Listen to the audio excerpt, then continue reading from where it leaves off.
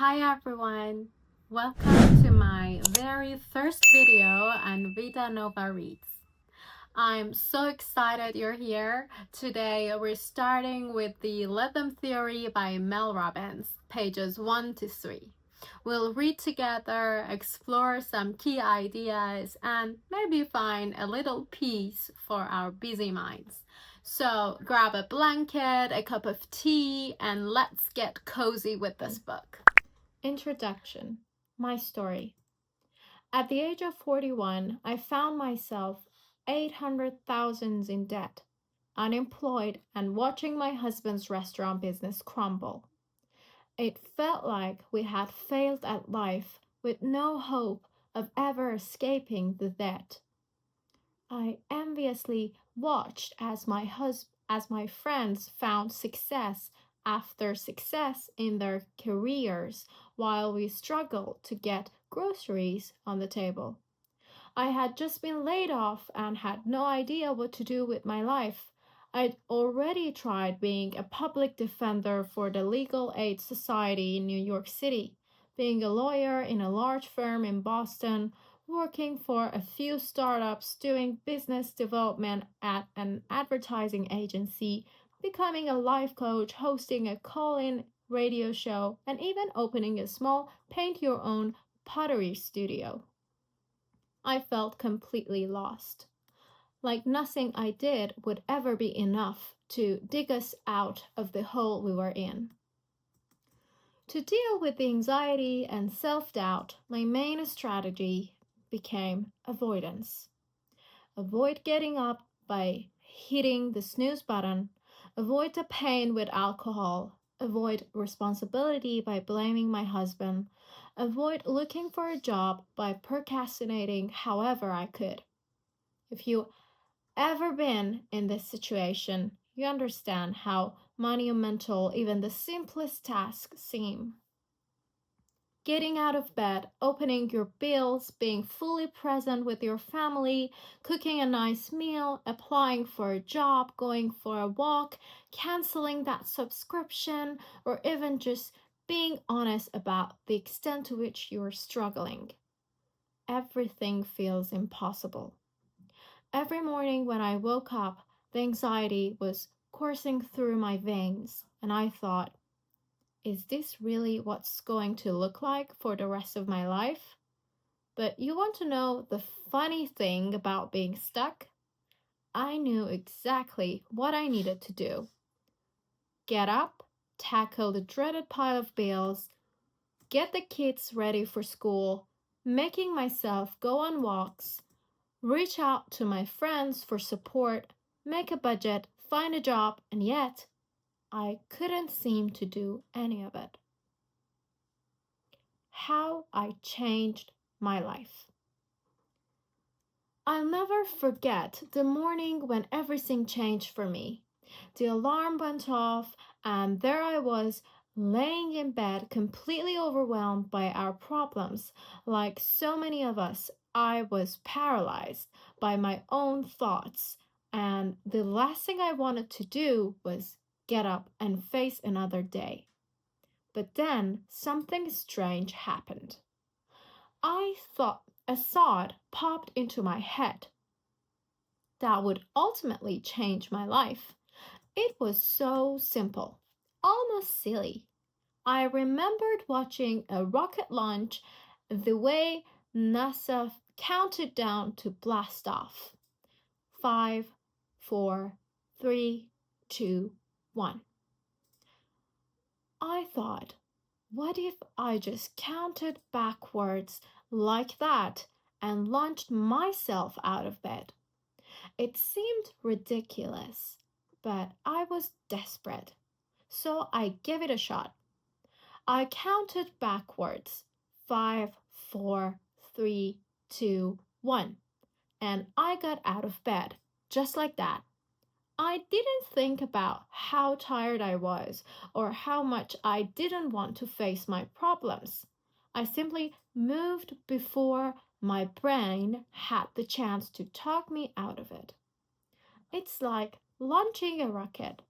Once you start the countdown, 5, 4, 3, 2, 1, there's no turning back. At the point in my life, I was so used to letting my thoughts paralyze me and fear and stress consume me that the concept felt completely foreign. I remember what a revelation it was when I thought to myself, wait a minute, I can feel horrible and still do what I need to do? Yes, Mel, you can.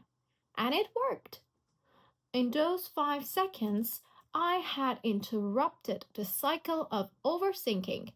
It felt like a small victory, but it was also a revelation. If I could push through those 5 seconds of fear, maybe I could push through anything. So I started using this countdown everywhere in my life.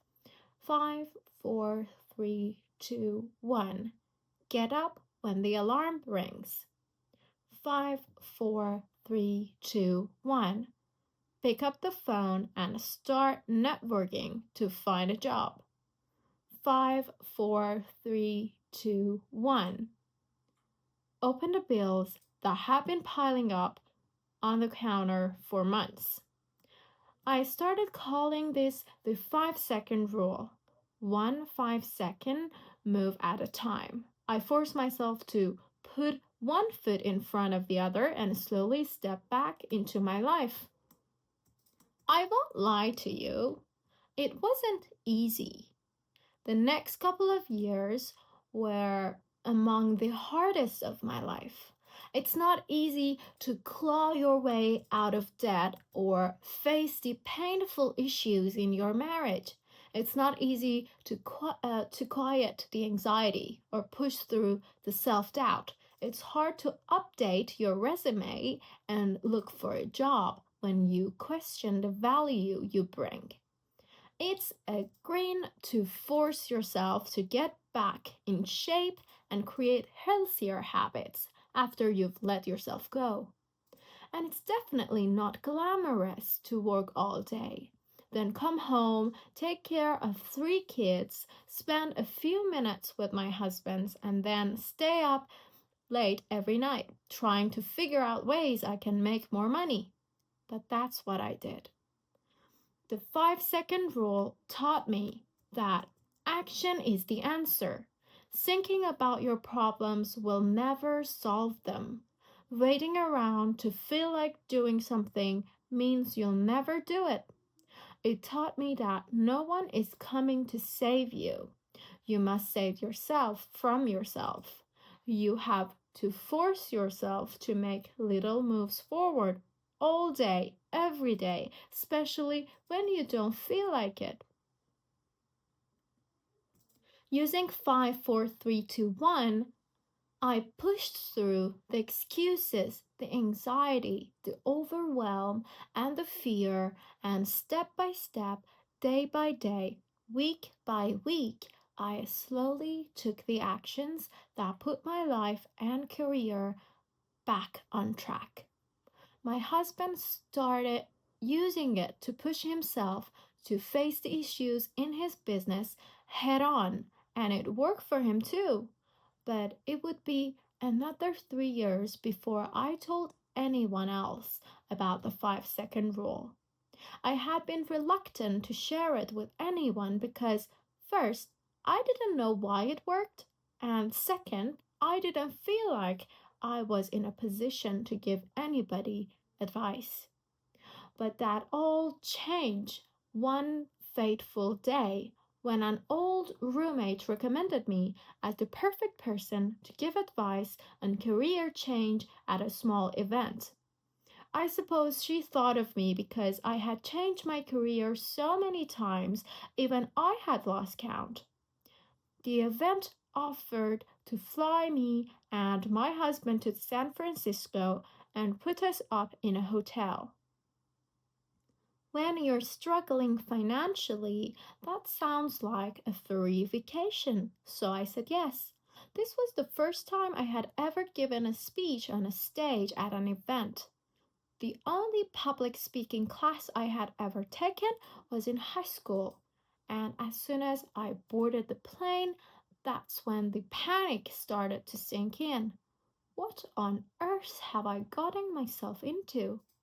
When I walked on stage and saw 700 people in the audience staring back at me, my mind went black, and I could feel my chest and neck turning red. Wow, thank you so much for joining me on my very first Vida Nova Reads session. I hope you enjoyed reading pages 1 to 3 of this book. If you like these cozy little readings, please give it a thumbs up and subscribe. It really helps me make more videos like this. And I'd love to hear from you. Which ideas spoke to you the most? Can't wait to read together again soon. Bye for now.